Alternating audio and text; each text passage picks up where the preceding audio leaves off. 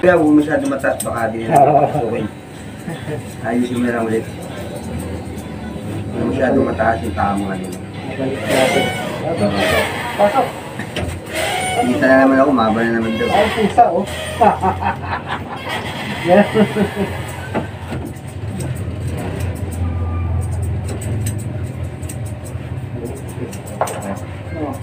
Ang tema lang dyan sa kabila. Hindi lang masyado mataas.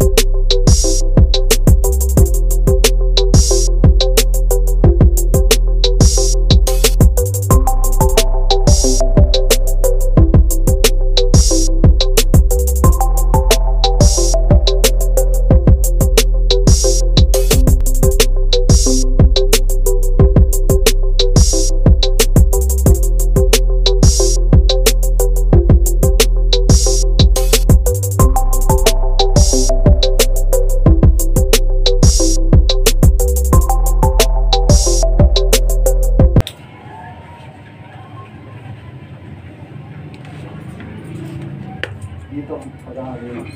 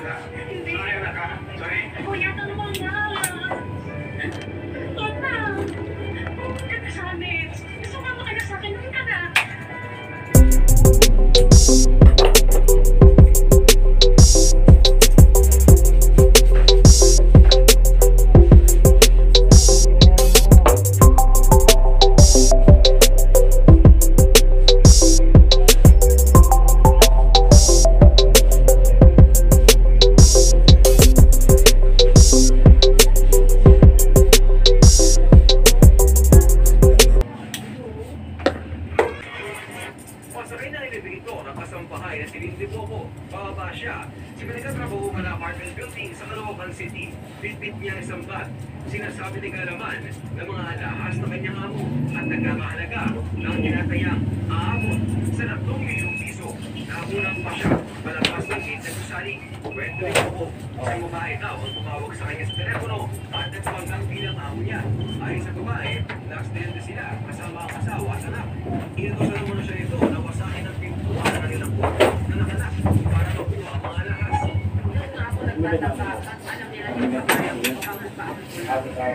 Yun o, magaling na naman eh. Magaling pa ka lang eh. Kaya tanggal ko eh. Kailan ba? Ay, Tagalog.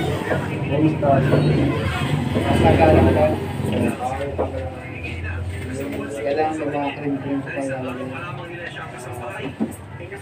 Pantay yung kulay. Ito dyan.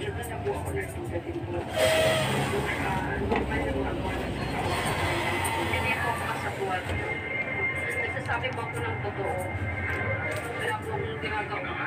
Biktima lang, ay scam lang pa talaga ako. Sa barangay hall, nagkita ang among biktima at ang kasambahay na suspect. Ini-expose natin na lahat ng tirahan ng gas ito sa space pwede pa tayo relationship interest na hindi niya kasabuhan. Isang babayang arestado matapos walang takbuhan ang tindahan kung saan siya nag-cash in sa isang mobile payment app. Nakatutok si Jonathan Andan. Nagtakbo ang babaeng ito sa Tondo, Maynila. Tinatakbuhan pala niya noon ang isang tindahan na hindi niya binayaran matapos siyang magpa-cash in ng 8,500 pesos sa isang digital wallet. Anak niya ang walang bantay noon sa kanilang tindahan. Pinamadali niya yung bata. So, tinataranta niya na, send ko na. Diyan lang naman ako kay Papa Rox. Wala siyang mask, maganda siya. So, sabi nung anak ko, kaya siya nagtiwala. Nangyari ito noong Mayo, pero hindi siya maganda. nahuli. Itong Miyerkules, Nagtiwala. nasa bote na ang babae ng abutan ng taong bayan matapos ulitin ang mundo sa isa pang tindahan sa mundo pa rin. Kinilala siya ng Manila Police na si Shirley Macaso, 20 anyos, taga-Angkat, Bulacan. Sinusubukan pa Bata namin pa, siya eh. magulan ng bayan, pero sabi ng pulisya, umamin ito sa panluloko. Umiiyak lang siya, tapos yung sinasabi niya, kung meron siya na bata, naman siya ng trabaho. Pagkakahuli sa babae at doon na naglutang ang mga nabiktima umano nito mula pa 2019. Na. Ay, wala pala yun. Gawa yun. Kasi hindi fresh case. na. Yung isa lamang fresh, ayaw ko mag-reklamo. Nirelease namin siya doon sa relatives kasi wala naman update. Sa barangay, inareglo ng babae at ibang biktima na naninigyan ng kabuang halagang 35,000 piso. Wala hasang pamahaling cellphone. Ang sabi sa amin, kaysa wala naman daw po.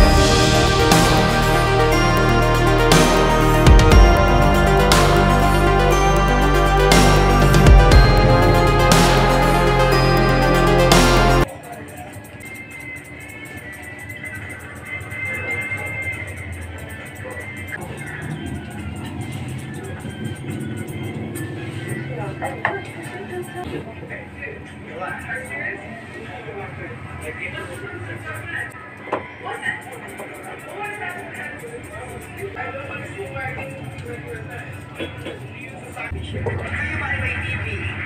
Wala ko kami kuryente. Kung bata pa ko, yung pagmumay ng pamilya ko, malami-lami lang.